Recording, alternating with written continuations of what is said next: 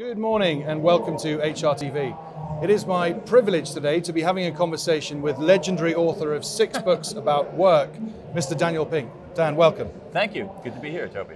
Now, Dan has already given a speech that everybody is already talking about, but he gave that speech importantly, I believe, at 9:30 in the morning. And Dan, if I can ask you, why is that important? Well, the latest batch of research I've done is about timing, and it turns out that all times of day are not created equal.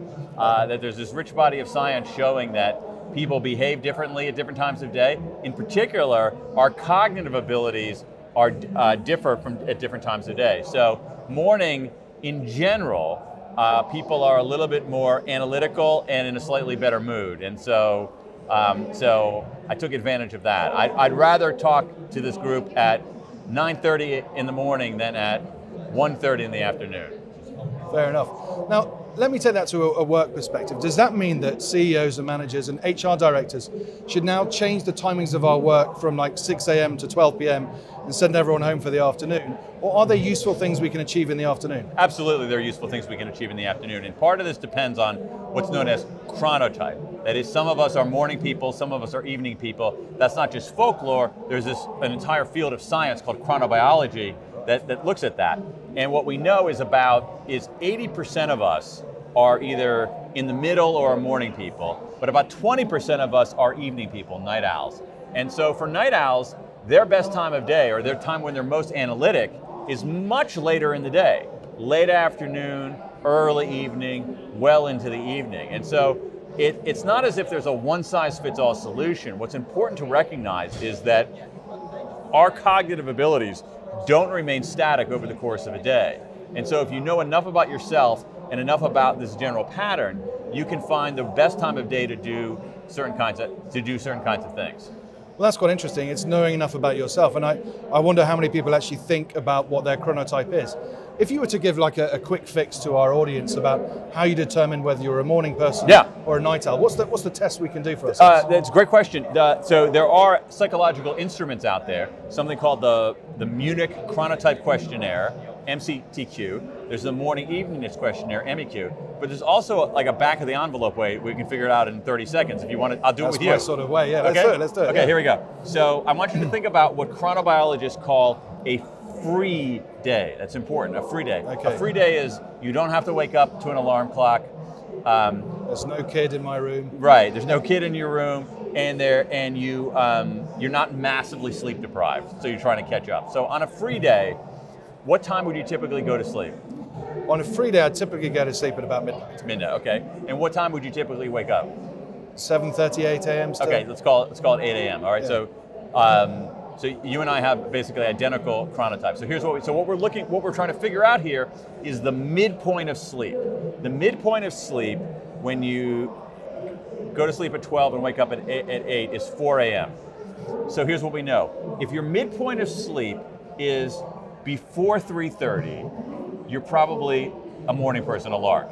Okay. If your midpoint of sleep is after 5:30, you're probably a nighttime person, an owl. And if your midpoint of sleep is between 3:30 and 5:30, you are what I call a third bird. You're intermediate. So where I am is exactly where you are. It's identical. It's kind of in the middle, but leaning toward a morning person. Does that make sense for you? Interesting. And so for you, what that would mean is this: is that your peak for analytic work. All right. So your peak period is going to be in the morning. It's probably not going to be 6 a.m. It's probably going to be a little bit later than that. And what we know about the peak is when we are most vigilant. We're able to bat away distractions. And so that makes it the best time for analytic work. That is work that requires heads down focus and attention. Right. So doing that uninterrupted heads down focus work, it's better for you to do that in the morning. Not doing my daily emails first thing in the morning. No, sort of exactly. Yeah, okay. And that's that's been my mistake. Yeah. Now, when do you do your daily?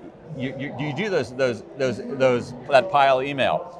You're better off doing those in the early to mid-afternoon. That's the worst time of day. You don't need a lot of brain power for those emails. So do your administrative work during that period there, and we go through the day in these 3 stages: peak, trough, recovery. During the recovery, late afternoon, your vigilance is down, but your mood is back up.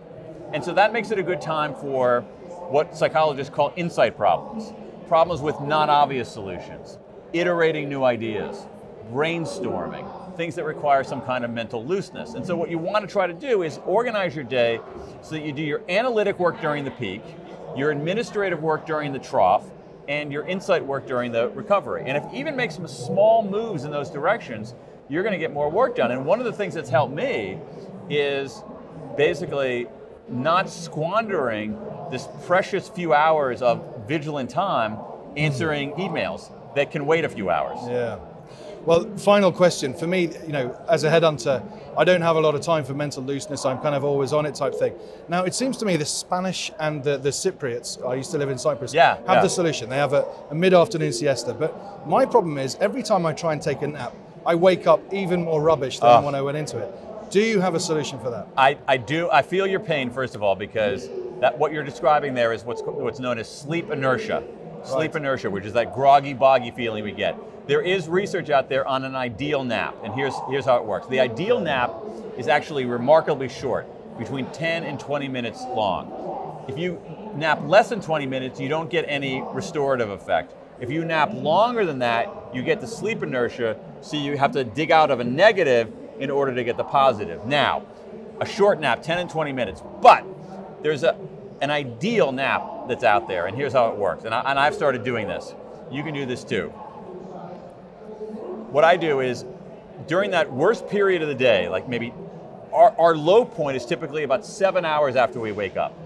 So let's say that I wake up at 7, so 7 hours after 7 will be 2 p.m. All right.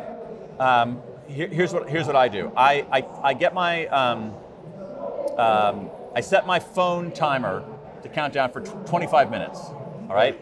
Then I put on noise canceling headphones and I sit in my chair. But before I do anything else, I have a big cup of coffee. Okay. That doesn't really make a lot of sense. Hang on. Just stick with me. And I just gulp it down. I'll put a few ice cubes in there. Just drink it down. Okay. So then I close my eyes, and I can usually fall asleep in 10 minutes. So I wake up after 25. I've had 15 minutes of sleep. That's right in that window. But here's the kicker. It takes remember that coffee, it takes about 25 minutes for caffeine to hit our bloodstream.